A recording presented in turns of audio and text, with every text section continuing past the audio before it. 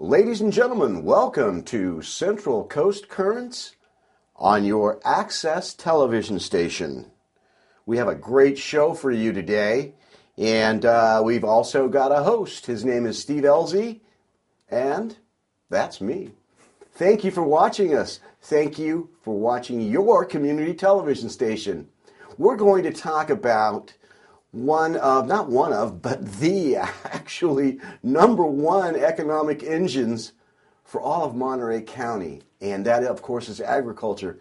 And we're going to talk about it with the gentleman who knows a lot about it. And let me tell you about him. His name is Norm Groot. He is the executive director of the Monterey County Farm Bureau. And he is with us here in the studio today.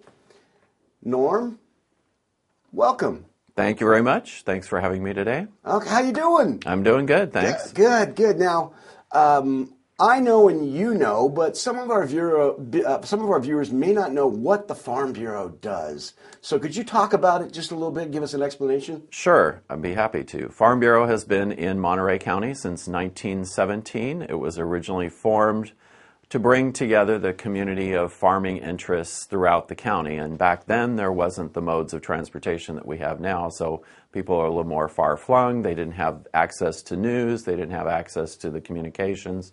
So this brought them together, and it was mainly for just to kind of unify the voice of agriculture in the region here, as well as provide some services for them, insurance, help with loans, things like that. Over the years, though, agriculture has changed, of course, as has everything in our society. And now Farm Bureau is more of an advocacy group. We work with the farmers and understand how they are being affected by not only what's going on economically, but also regulatory-wise. So it's kind of a liaison group between the farmers and what's going on in either government or society. Okay.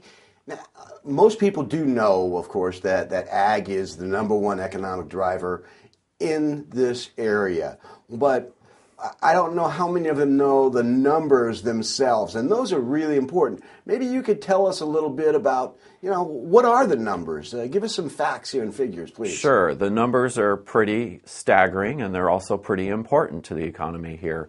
The farm gate is now over $4 billion a year. That makes agriculture, of course, the number one industry here, if you want to call it that. That makes us almost 4 times larger than the next larger industry, which is tourism. So it's pretty important. And recently our ag commissioner undertook an economic study and really wanted to find out what the true impacts of that $4 billion is on our county and how that affects our economy here, and what the ripple effects in the economy are because of that. So if you take into the account the ag production itself, as well as the influenced or the cognitive economic parts of what farmers need, what they have to buy, their supplies, their seeds, their fertilizer, whatever it may be, plus all the employees that they have and what that employee's spending power is in the county after they're paid their paychecks, that comes to almost $8.2 billion.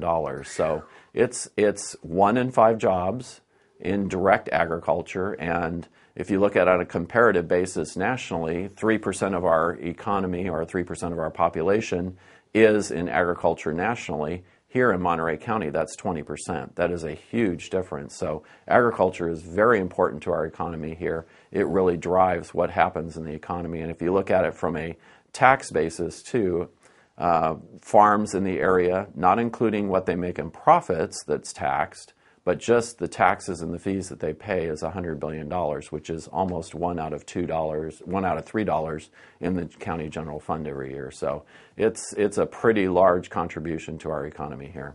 Now, I noticed you said the ag commissioner, he designated a study to be done.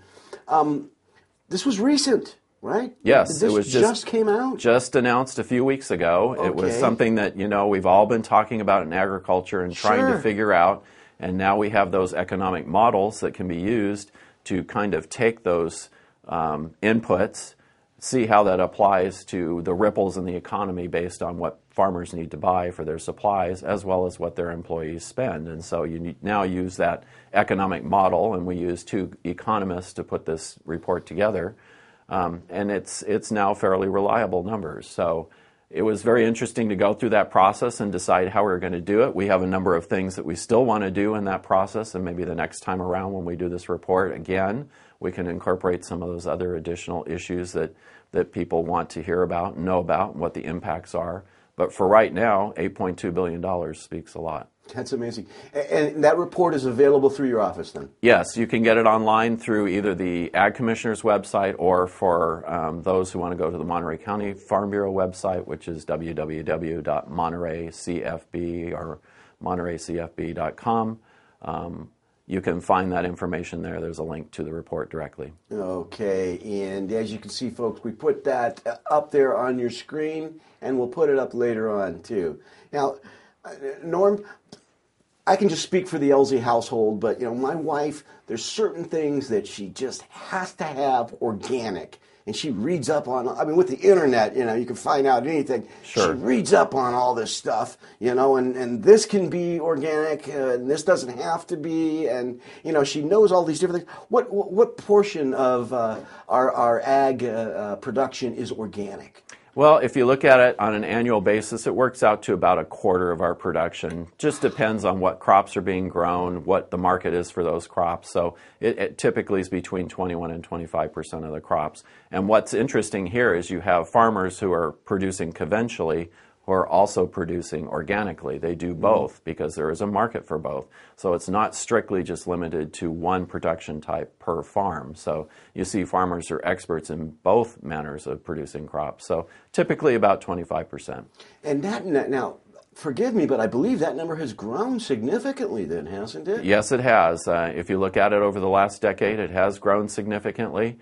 It is market-driven, obviously. Those prices for the organic products are certainly a higher price point in the supermarkets than they are for the conventional products. So that is a choice that consumers make. But yes, it's true that market has definitely increased, and I think it's partly because there is so much information available on the internet, as you said, and other areas that show some of those crops as being good organically as well as conventionally. So it's a matter of consumer choice. Absolutely. Now, I'm not an ag expert whatsoever. You are. I would like to know, is there any difference whatsoever between farming, ranching, here locally, and the rest of the state of California? Or is it all the same thing, or what? Well, no, it's quite different here along the Central Coast, and particularly here in Monterey County. We grow what is typically referred to as specialty crops in California, but here in our area we grow a lot of the vegetable crops that are not grown in other parts of the state.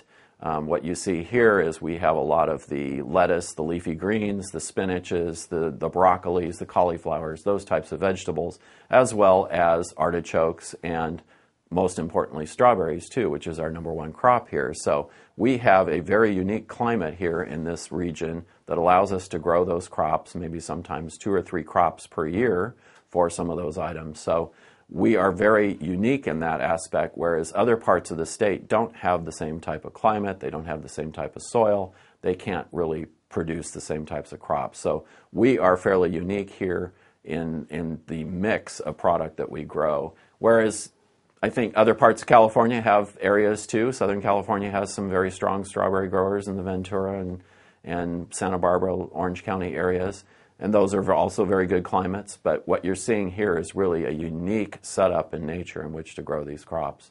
And I think the other difference is too is that growers here for a long time have been very much more technologically advanced. They have been early adopters of a lot of the new processes and adoptions of techniques in growing their crops, understanding what it is, how much water to use, how much fertilizer to use, those types of things. And I think you can see throughout the history of California, this region has really been on the leading edge of all those technologies and really the first adopters of those. Now you really have piqued my interest here because, salad bowl of the world is, something that we always say. Did you actually say strawberries are the number one crop? That's correct. Strawberries are the number one crop, and that's simply because they are a high value crop. Oh. They command a fairly higher price at retail than what you would for lettuce or spinach. So while we have a lot more acreage in the leafy greens, which are the number two crop, the strawberries, simply because they're high dollar value, take that farm gate number every year. Okay. See, I guess, again, my lack of knowledge in the show, because it's acreage as opposed to actual retail value. Correct. And if you look at the acreage of strawberries, it's far less than what's being used for strawberry or for leafy greens or lettuce or any of the vegetable crops at this point. But simply because the dollar values are high, and that's something that people don't realize here, is that we do grow up to 80% of the strawberries that are consumed in our nation at certain points of the time of the year. So that's an important crop for not only us, but for the rest of our country. Okay. Now, it takes something along with soil to grow things around here. And, of course, as you know, that's water. Oh, yeah. Water is very important to our ag community. Water is very, very important to the public. Last I heard, Monterey County had the best water conservation levels in the state. I don't know if that's still the case, but I know that we're way up there. I know the public is doing what they can, and I also know that ag is very concerned and doing what they can. Tell us a little bit about some of the measures that they're taking now. Sure. Well, and that goes along with what I talked about earlier, the early adopters of the new technology. I think people don't realize here that over 50-60% of our crops at any given time of the year are on drip tape, which saves a lot of water. You're not doing the broad cast of water or the flood type irrigations that were done generations ago. So you're really managing the water and putting it on the crop itself as it needs it. So that is definitely a conservation measure that farmers have adopted and are currently using, and that does have a significant impact on the amount of water that's used. And you're right that Monterey County has done a lot to save and conserve water use, not only from the agricultural side, but the public side too. The consumers on the peninsula are widely recognized, not only through the state, but throughout the West, for how much they have conserved water and how much they've done their part. So agriculture fits into that, and as new technologies come along that allow us to manage water in different ways, we will certainly be adopting those and looking at those and making sure that we are doing our part to make sure that the water supply is there for everyone. Now, water is one thing, and then there's another aspect of water itself, and that's groundwater. I know that there is some concern with the public right now that some groundwater difficulties exist.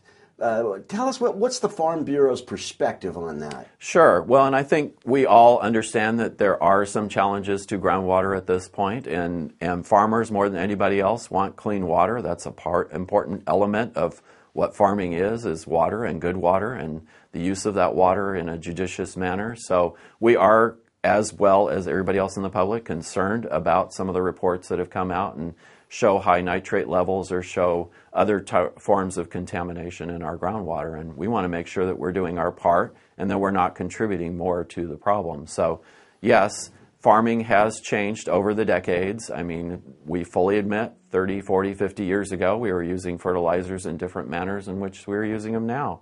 There was a lot of not misunderstanding, but not broad-based knowledge and understanding of what fertilizers are and how often they need to be applied.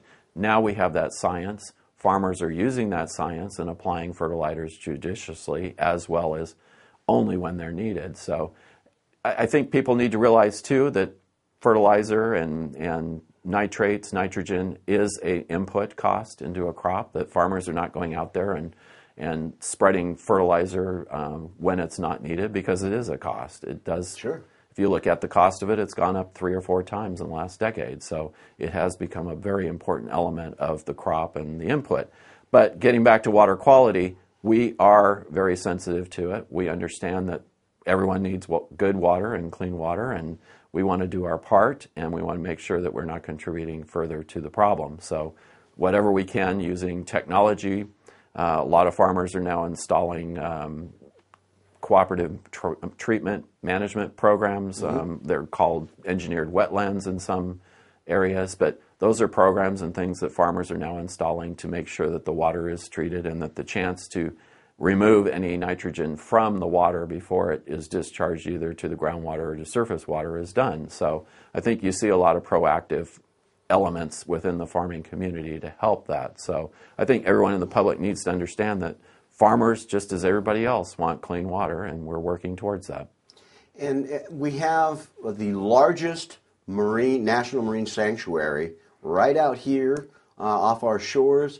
I work with the sanctuary. I produce a program actually called Your Sanctuary.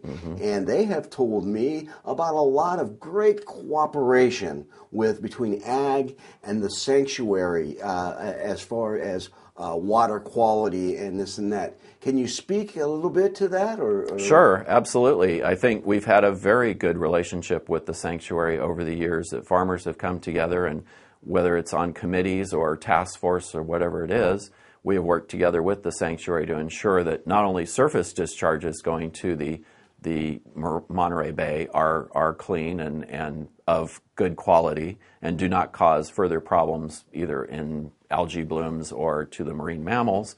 We've worked very well cooperatively with them throughout the years, and we understand that it's an important element. It's a national treasure. We need to preserve it, and farmers are very aware of that. And I think over the years we've had a very good relationship, and we know there's always more to be done, and we're willing to step up and do that. But it's got to be in a manner in which farmers can still manage their farms, their crops, and operate as best they can and still make a profit. I mean, the whole game here is that the family farm has to make a profit in order to subsist. And if they're not making that profit, then that's not good for farmers or the farming land. You mentioned something when we were talking about groundwater. You mentioned nitrogen. How important is nitrogen in growing crops? I mean, is it something that's really vital or what? Absolutely. It is vital for not only just growing crops, but for any living plant, tree, anything in the environment has to have nitrogen in order to grow. And so it's not just an issue for farmers, it's an issue for the ecology too. But for crops, it is very important that we have nitrogen applied so that the crop has enough nutrients in which to grow and get to that quality that the public expects when they go to the supermarket. So, as I said, technology has improved over the years, and farmers now understand better how to apply the nitrogen and when it's best applied. And I think that's an important distinction, is that farmers do know now when to best apply their crops with nitrogen. So it's an important element. We're never going to get away from using fertilizer, and as we go along and the science improves, maybe there's better ways in which we can apply that nitrogen and ultimately use less. But for the point now is that the public expects a certain quality to their crops when they go to the supermarket and look for it. And I've seen it. We've all seen it. You walk into a supermarket and you see something with some brown leaves on it or a bruise or a spot on it. People are going to think that quality isn't quite there. So we need to make sure that we have that. And so that's part of that element, is making sure that the crop has enough nitrogen to come to that quality when people buy it. All right. Now let's talk a little bit about the Central Coast Regional Water Quality Control Board. They passed some regulations for irrigated wetlands or irrigated land discharges in March, and ag groups they're appealing this decision now. What is your feeling? Why should these regulations not be adopted? Well, I think we need to look at it from the entire perspective of what agriculture has done from 2004 on, when we were first regulated for irrigated discharges, and the process that got us to this point. And the first round of this was to really identify the areas, the sub-watersheds within the region that were hot spots that needed to have some sort of action taken to improve the water quality. And we've done that, and it was very successful. It was widely supported by all the stakeholders throughout the process. And so when we realized what was going on, agriculture stepped up with a new proposal that really got to the heart of some of those water quality issues. They gave incentives to farmers to really improve what discharges from their lands, either to the groundwater or on a surface level. So we made that proposal to the regional board as we were going through this process.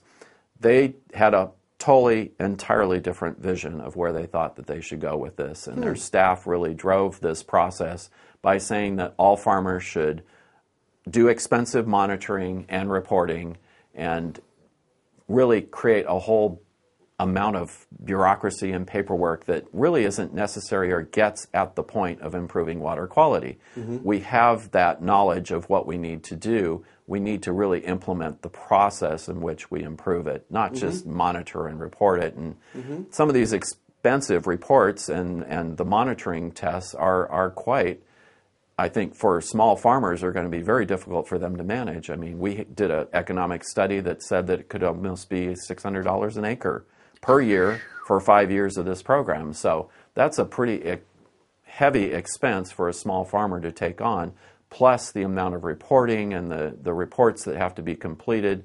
It almost comes to the point where you have to hire someone individually just to manage this process. Smaller farmers can't do that. The process that the staff came up with really didn't address the issues of all the things that have been done during the last 7 years, all the progress that some of the larger growers have made. It really put everyone at ground zero and started them all at the same rate, and that really was unfair to those who've really stepped up and done their work in the last 7 years. So agriculture had a proposal that really addressed a lot of the issues that we felt could easily be done by farmers in the area, whether it's installing a managed wetlands or controlling their tailwater or having some sort of effect on the amount of water that they use. Those were all programs that we thought were incentives for them to come into, and we'd rather see them spend money doing that rather than on these reports and the monitoring. So the regional board decided to go with their staff recommendation and has adopted that. We have some concerns about the amount of costs and the randomness of which some of these farms are going to be classified or tiered, as they're calling it. And so we decided that we need to take this to the next level. Agriculture is appealing it to the state board, and we want them to weigh in on this because we feel that this is going to set a precedent for the rest of the state too, and we want to make sure that everyone's on a level playing field and that everyone is working towards the goal, which is improved water quality, and not just creating a whole bunch of reports and submitting 30,000, 300,000 data points to a regional board on an annual basis and then having them come back and tell us what we need to do. So I think we were really more proactive. Agriculture stepped up and it really was ignored. So we want to make sure that we get our fair share and we have our say in this. You know, that you made a really good point, and you mentioned a number.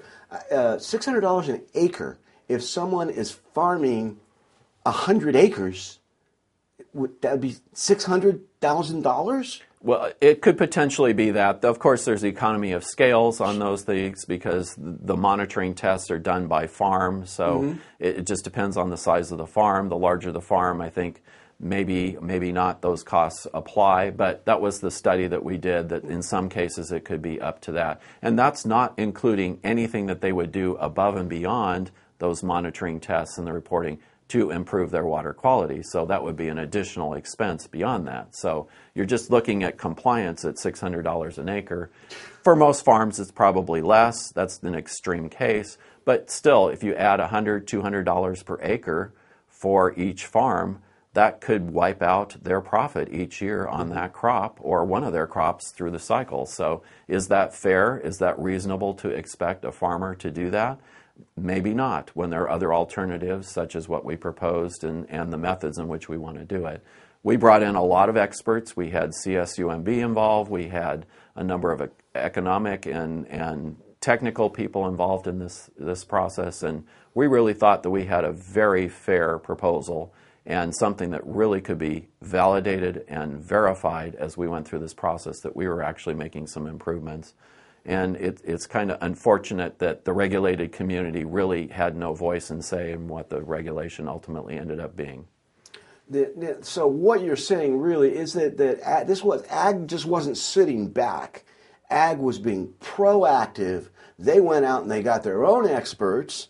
They put together a study that was amenable and that would provide the water quality that the Regional Control Board is insisting upon, but they turned it down. That's correct. Essentially, that's boiling it down to a simple statement. Yes, we were very proactive through this process. We've been engaged in this for 3 years, trying to come up with solutions, and we were at the table every time offering what we could possibly do. And I think everyone needs to understand, too, this was a process in which farmers were going to improve water quality, but it wasn't going to be easy for them either, and it certainly wasn't going to be without cost. So we were putting a lot on the line, and when you look at it, it probably was going to be the most stringent irrigated lands regulation in the United States. And this is something that farmers were proposing themselves. So I think the regional board did a great disservice not listening to the regulated community, and here you have some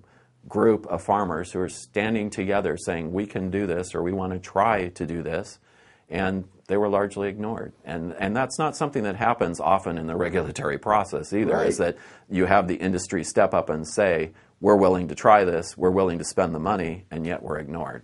Okay. Now, you mentioned also 300,000 data points or something. I mean, is that the studies that would come back that the Regional Water Quality Control Board would have to go through that data and then make some judgments and adjudications based on it? So that would create a mountain of paperwork that they would then have to go through. And I mean, that sounds vast. Oh, it's huge. I mean, if you look at the amount of reports that they are requesting growers to supply, and if you just simply do the math of taking the 3,000 farms that we have here and figure that they have to do all of this reporting, and multiple crops per year, multiple fields, multiple farms, and the whole mix of how leasing changes who operates what farm from year to year, it's going to create a lot of data points that the regional board is going to be requiring or requesting to be submitted. And how they manage that database is going to be entirely up to them. But the point being, as you said, it's a lot of data, it's a lot of information that's going to have to be synthesized and conclusions drawn from it. And I think now, given the fact that the staff has taken the tack that they have, I think there's a general concern within the agricultural community that that data may not be interpreted as best as it possibly can. So I think it's almost a case of be careful what you ask for and then you're going to get it, because it is such a large amount of data that they're asking for. And for each farm to have to manage this, and if they have multiple fields, multiple farms, multiple operations, it's going to be very difficult for them to keep up with all this reporting. Well, Norm, I've met in my travels throughout the county and in business, I've met so many ag people. They are absolutely wonderful stewards of their land. People in our community around here, in the ag community, are so concerned about all the environmental and conservation issues. I think that we should really, really, really be proud of them. That's all there is to it. They do so much, and I had a chance to go to Farm Days for the first time and watch that wonderful educational experience that they provide for the young folks. And I just want to give a shout out to the ag community, because I think they're doing a great job, and I hope that they overcome this recent regulation. Thank you for being with us today. Thank you for the opportunity. I appreciate it. Absolutely. Maybe you'll come back and visit us again in the future. We sure hope so. I would be pleased to do so. Thank you. All right. Thank you. And thank you for watching. Have a great day. And don't forget, keep that dial on your community television station. Bye-bye now.